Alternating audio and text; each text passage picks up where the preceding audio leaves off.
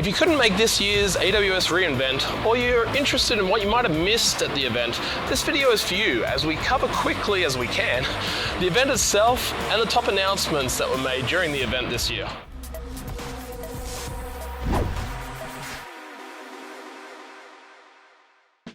Hi, I'm Matt Carolyn, and thanks for joining us on this special episode of AWS reInvent. I'm here in Vegas at the end of a long week of networking and learning. We've got a lot to cover, so let's get into it.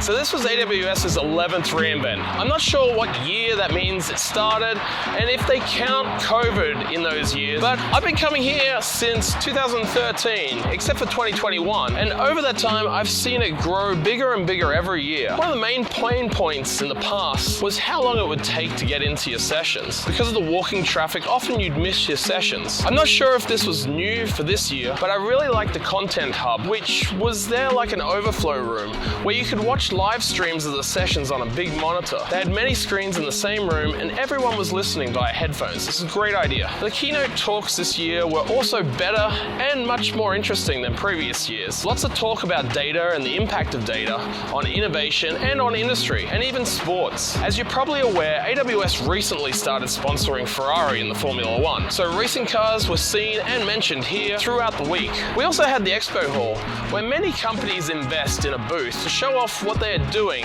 to make your life better on AWS. I always find the smallest and cheapest booths there the most interesting, as they normally have startups with new up-and-coming ideas and solutions. And then there's all the major players, whose booths seem to get bigger and more elaborate every year. And the week finished off with a big party, which AWS refers to as replay. Every year it gets bigger and crazier.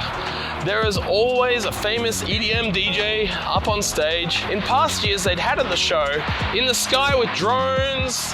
They had rows upon rows of classic arcade machines, giant ball pits, gladiator jumping castle type things, drones fighting in a cage, shipping containers. And just before COVID, I was talking about putting together a broom ball team, which they had every year. It's a little bit like hockey, but with a big beach ball and a broom as your stick. This year saw two stages for music, one for the EDM DJs and the other for live music. Plus there was all the other interesting and entertaining sites and activity as you would come to expect from reInvent. So let's shift gears now and get into the announcements. The main pattern I noticed with all these announcements was that AWS is working towards making a more simple and streamlined experience. Some of these solutions take existing services and make them easier.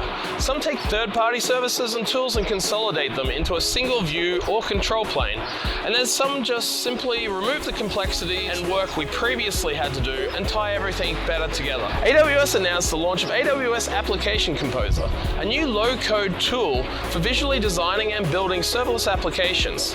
The service provides developers with a visual canvas to do simple drag-and-drop interface to create an application architecture connected to their resources and design functions. Amazon Code Catalyst was announced during the keynote today, which brings together tools software development teams need to build and deliver applications on AWS more easily and quickly. With Amazon Code Catalyst, developers can bring their own code or select from a range of blueprints, such as web applications or data pipeline, to get their new application development project up and running in minutes. AWS seems to have had a renewed focus on the marketplace, and there were a number of new features announced. AWS Data Exchange for S3 and Lake Formation. Now, to break each of those down, in case you're not aware of those services, AWS Data Exchange aims to make it easy to find, subscribe, and use third-party data from a wide variety of providers. AWS Lake Formation is a service used to build, manage secure data lakes in days, enabling shared data across lines of businesses and help make data-driven decisions. So now customers can access the lake formation objects shared directly from the provider's data lake. Customers also no longer have to build ETLs and ELT pipelines to move data, and AWS is doubling down on Amazon Elastic Kubernetes Service integration with the AWS Marketplace. Customers can now more easily discover, subscribe to, and deploy third-party Kubernetes software from the AWS Marketplace on their AWS EKS clusters. The move will simplify and streamline the procurement experience for customers and partners, all with EKS. Also announced was 2 2 Amazon QuickSight dashboards for AWS Marketplace, which now allows sellers to access the billed revenue dashboards and collections of dispersed dashboards from the Insight tab on AWS Marketplace Management Portal. Previously, sellers could access their business data via downloadable CSV file reports only. They can now view, analyze, and track key trends, metrics in visual manner on QuickSight dashboards via the portal. The new dashboards are based on up to 1.5 years of sellers' historical sales, and they have daily refresh of the data. As developers use multiple Amazon services to compose an application, they typically have to write glue code to communicate between the different services, which can be time-consuming and a manual exercise. But AWS now has the answer with the announcement of a new service which makes it easier to connect AWS services called Amazon Event Bridge Pipes. It's highly flexible, allowing developers to use a Lambda function or an API, or whatever they are using to manipulate the data inside the pipe before it reaches the consumer. Event Bridge Pipes is now generally available in all regions, and Amazon has pledged to become water positive by 2030, meaning it will return more water to the communities than it uses in its operations. In addition, AWS has declared its worldwide water usage efficiency metric of 1/4 liter of water per kilowatt hour, indicating an actual measurement to compare by, as all the major cloud providers turn up the heat on this topic of sustainability. And 2 new integrations were just released by AWS that make it simpler for users to link and analyze data from various data storage locations without the need to move data across services. Those services were Aurora Zero ETL and Redshift Zero ETL. Customers no longer have to wait for data to be extracted, transformed, and loaded between services now, thanks to these new releases. This makes it possible to analyze AWS Aurora data with Amazon Redshift in near real time. AWS Analytics and machine learning services now make it simple for customers to execute Apache Spark applications on data stored in Amazon Redshift. And AWS also announced Amazon Data Zone, a new data management service that streamlines the process of cataloging, discovering, sharing, and governing data storage in AWS on-premise and external sources. Administrators and data stewards responsible for the organization's data assets can use Amazon Data Zone to manage and govern access to data using fine-grained controls to guarantee it is accessed in the appropriate level of rights and the appropriate content. Engineers, data scientists, product managers, analysts, and business users can all quickly, easily gain access to data throughout an organization by using Amazon Data Zone, allowing them to explore, utilize, and collaborate on data for greater insight. Also announced was Amazon Security Lake,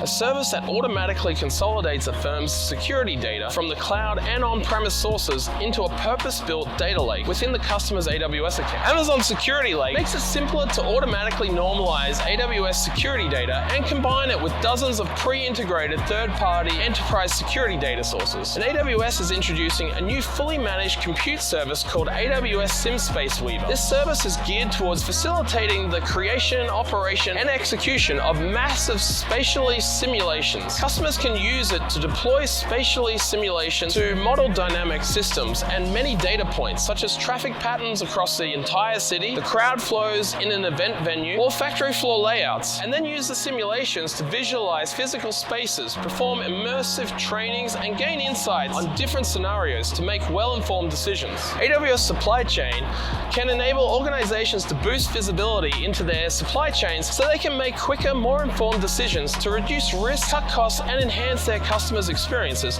to help organizations better monitor their operations in real time, identify patterns, and provide accurate demand projections that assure adequate inventory to fulfill customer expectations. AWS Supply Chain automatically aggregates and analyzes data across numerous supply chain systems. And AWS Clean Rooms is a new analytics service. This service allows businesses of all types to work together on a single piece of data without ever having to divulge the underlying information. Customers can quickly and easily set up a secure data clean room on AWS Cloud and work with other businesses in the cloud to develop insights for marketing, finance, medicine, and other fields of study. And AWS announced the general availability of Amazon Omics, which scientists can store, query, analyze, and gain insights from omics data. It supports large-scale analysis and collaborative research, so users can be reassured about setting up and supporting infrastructure. Further, it also reduces the time spent setting up and running complex ETL pipelines by natively storing the data in optimized queries ready to format in only a few API calls. And there are also introduced some new QuickSight features,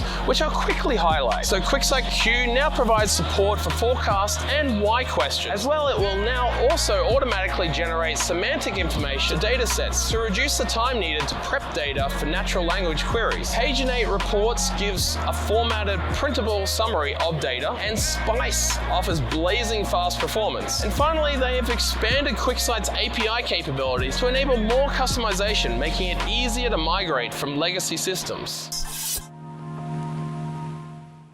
To wrap up, make sure you check out publiccloud.ninja for links to all our broadcasts, podcasts, and online meetup and event. And click that like and subscribe button so you can get notified each month when we release a new episode. Till next time, stay safe and keep challenging yourself.